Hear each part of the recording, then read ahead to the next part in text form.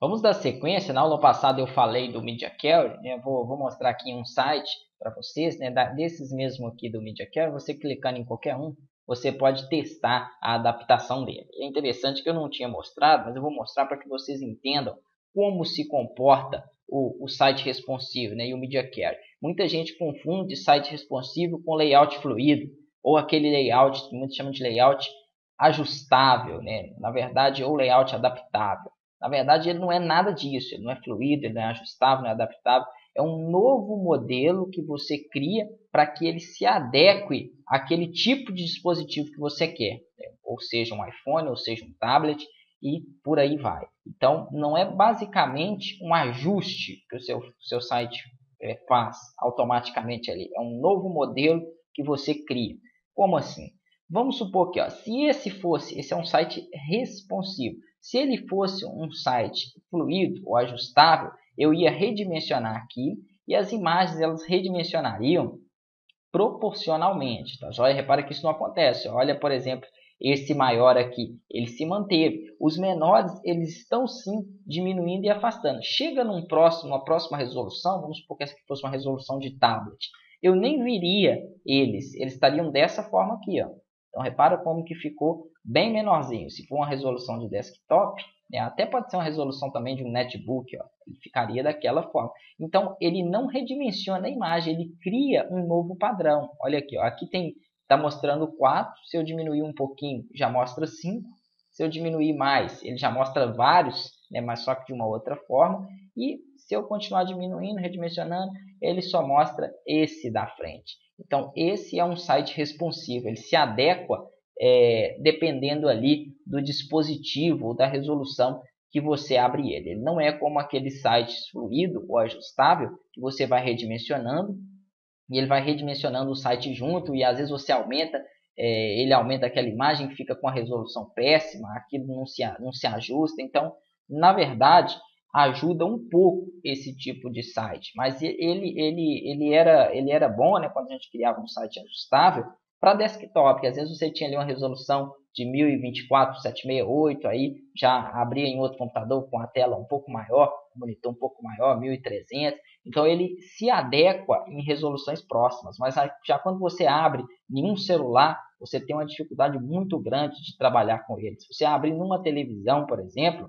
e aquelas imagens não forem preparadas, ela já perde um bocado ali da resolução, né, porque é uma tela bem maior. Então o interessante é que você crie novos modelos. Você não vai fazer a sua imagem ficar responsiva, né, vamos dizer assim. Na verdade, ela fica responsiva quando você trabalha uma certa imagem para um tipo de resolução.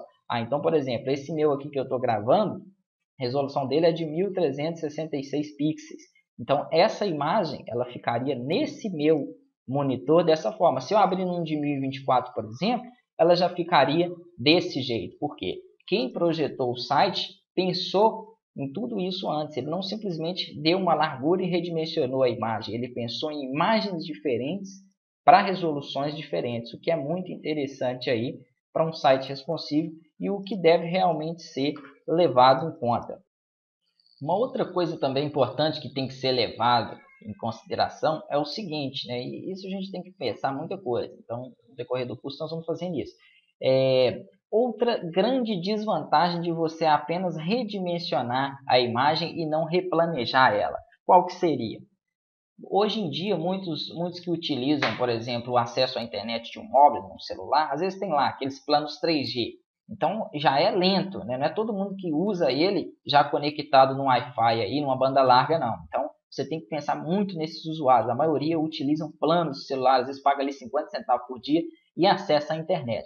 Aí a internet é bem lenta, fica bem reduzida a velocidade da banda. E também tem aqueles planos 3G que você chega ali a um limite mensal e a velocidade cai. Então você tem que pensar o seguinte: se eu coloco de fundo no meu site, por exemplo, uma imagem de 1 mega, toda vez que o usuário entrar ali no meu site, ele vai ter que esperar 5, 10, 15 segundos. Então isso aí para ele acaba desistindo, ele não acessa o seu site.